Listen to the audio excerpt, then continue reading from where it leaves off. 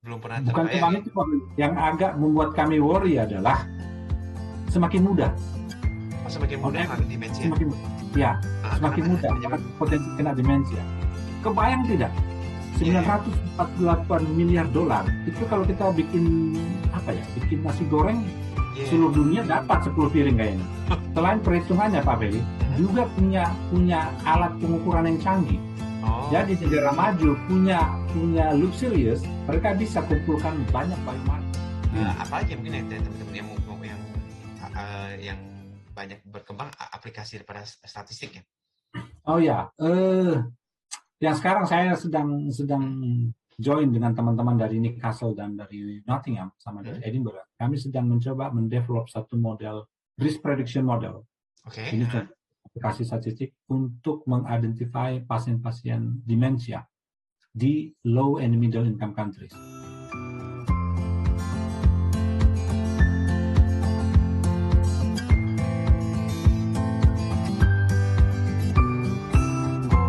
Sekarang banyak sekali penelitian ataupun dana-dana penelitian dari negara-negara maju, Eropa dengan Amerika, bekerja sama supaya kita bisa mengidentifikasi mana orang-orang di low and middle income countries yang berpotensi akan menjadi demensia.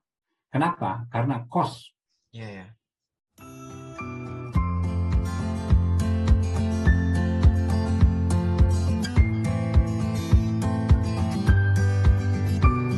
Jadi economic cost dari demensia ini sangat besar. Jadi kalau kita bisa identify penyakit ini dari awal, kita bisa identify mereka yang berpotensi dapat penyakit ini sejak awal, kita akan bisa minimize economic cost yang akan hilang itu.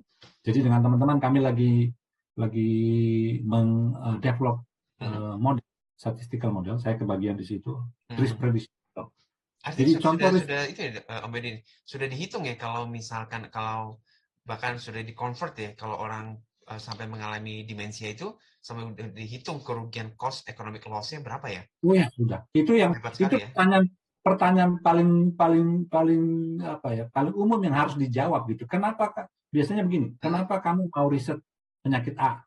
Salah satu sudut pandang yang paling enak dan paling nyaman untuk menjawab adalah economic cost-nya. Oh, itu mungkin yang paling mudah dipahami ya?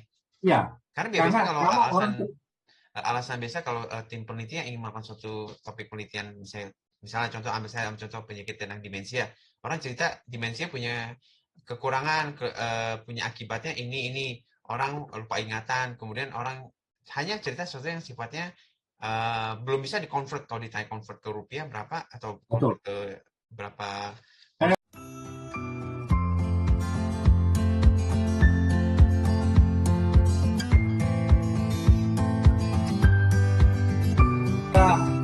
Saya barusan Google di layar saya sebelah ini. Economic cost ini adalah potensi hilangnya nilai ekonomi gara-gara demensia di dunia diperkirakan sekitar 948 miliar dolar di tahun 2016. Kebayang tidak? 948 miliar dolar itu kalau kita bikin nasi goreng seluruh dunia dapat 10 piring kayaknya. Lebih mungkin ya, satu orang seluruh dunia.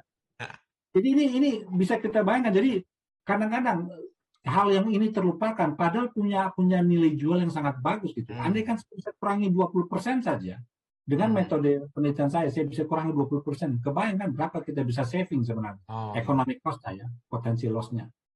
Jadi itu salah satu biasanya kita menyampaikan proposal penelitian kita. Kenapa saya riset ini? Selain tentu dari sudut pandang medisnya, di sisi lainnya juga economic cost yang kita lihat. Oke. Menarik ya. Semua bisa di-convert dalam bentuk uang dan semua orang bisa paham ya, bisa membayangkan berapa akibat yang kerugian yang akan dialami kalau misalkan tidak dikontrol penyakit tersebut ya.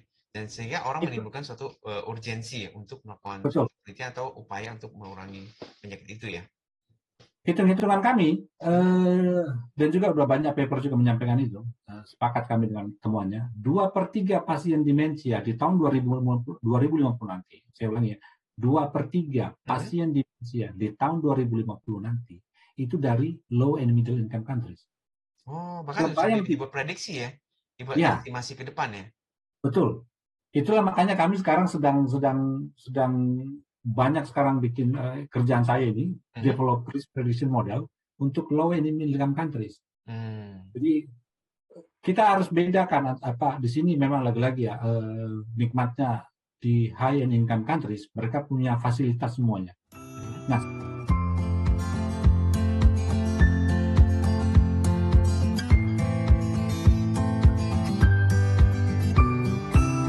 sekarang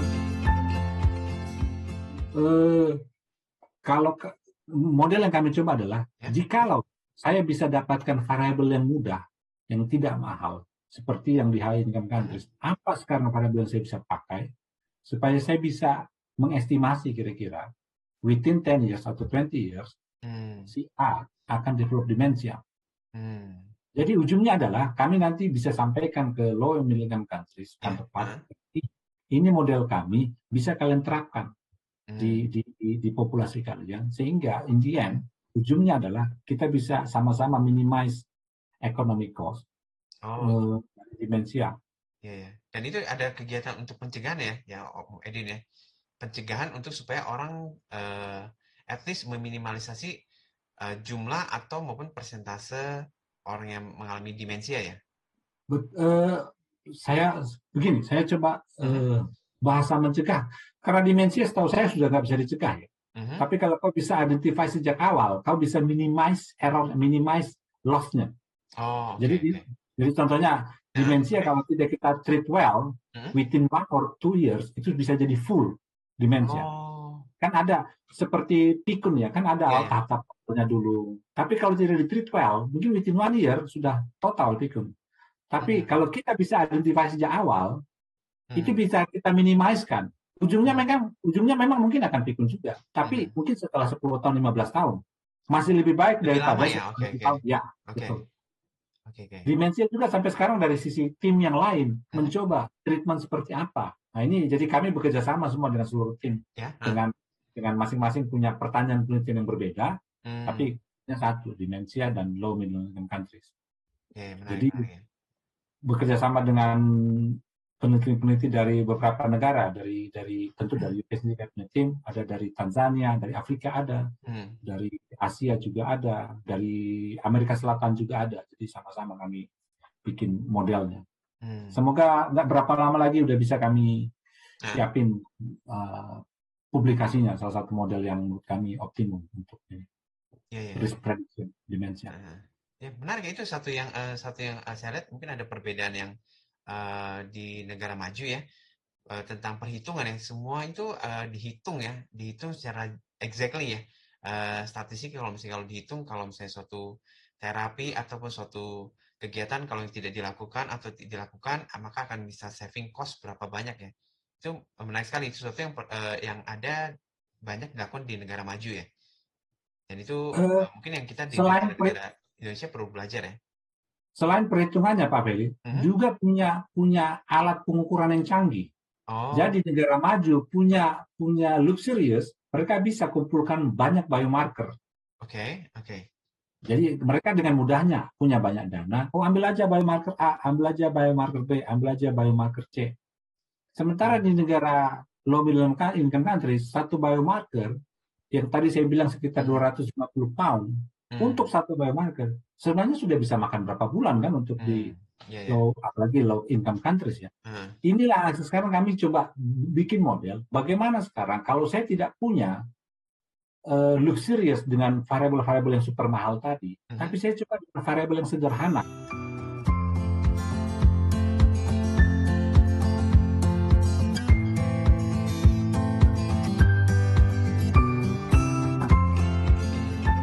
Yang tentu jangan sampai menghilangkan semuanya, tapi yang paling tidak di economic cost yang paling minim supaya saya bisa identify. Hmm. Tentu modelnya tidak akan secanggih yang high income countries. High Iya income ya. countries dengan model yang mereka bangun, mereka bisa bilang 90% saya Hmm. yakin peluang orang ini demensia tinggi. Hmm. Tapi di low income countries beda.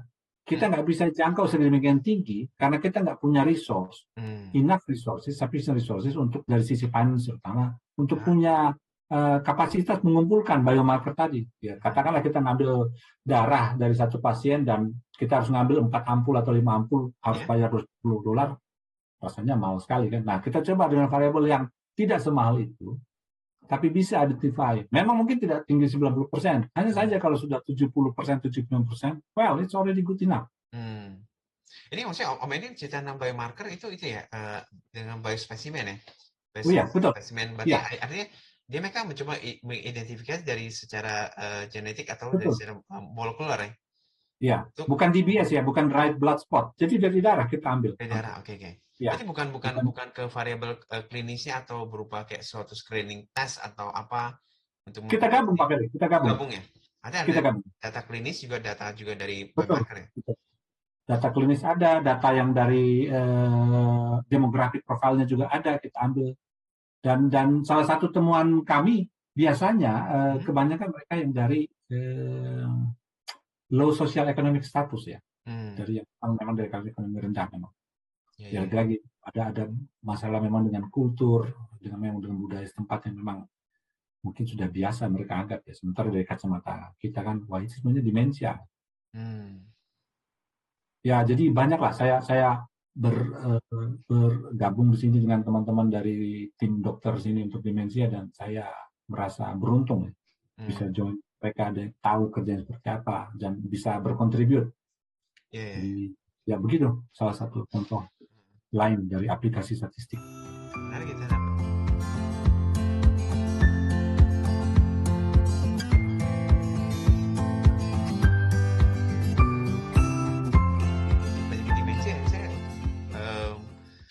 Mungkin belum terlalu aware nih bahwa penyakit demensia ini bisa kerugiannya sampai sebesar itu ya.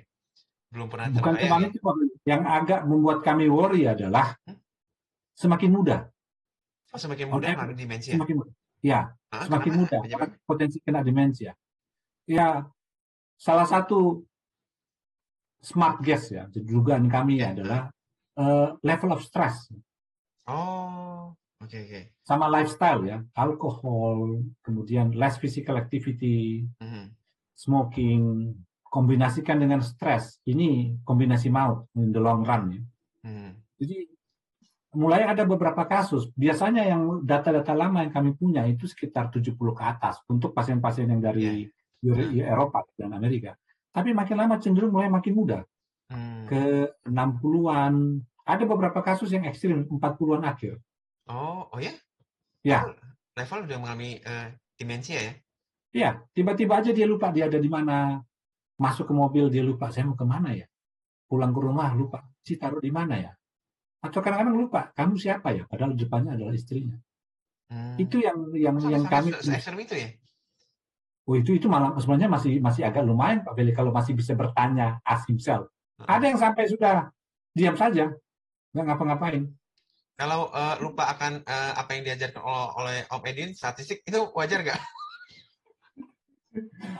Kalau itu udah natural. Itu natural ya, yang susah dipahami ya.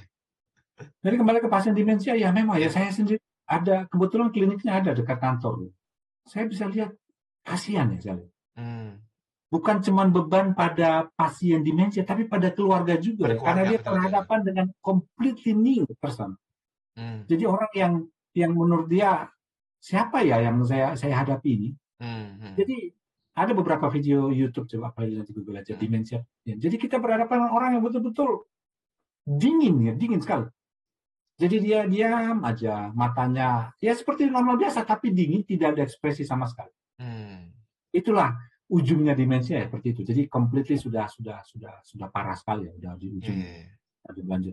Nah ini yang kita coba minimalkan, jangan sampai dalam waktu yang singkat sudah seperti itu. Jadi kita kalau bisa kita panjangkan waktunya, kita minimalkan ini kerusakannya. Nah itu dia.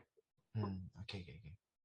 Saya kurang tahu di padanan demensia Indonesia, saya belum ketemu yang pas karena masih ada perdebatan antara pikun dengan demensia. Kalau mungkin orang sebutnya yang udah tahapnya akhir, sebutnya Alzheimer ya. Begini, pemahaman saya dengan tim di sini, saya juga baru mengerti setelah saya. Demensia itu ujungnya. 60% sampai 65% kasus demensia ini adalah Alzheimer. Oh, oke. Jadi Alzheimer itu bukan demensia, tapi part of demensia. Jadi Bagian dia dari itu. Ya, betul. Jadi demensia ada beberapa tipe, ada Lewy body demensia, ada Alzheimer, dan 60-65% pasien demensia ini adalah Alzheimer. Oh, yang paling banyak ya, dominan ya. Betul.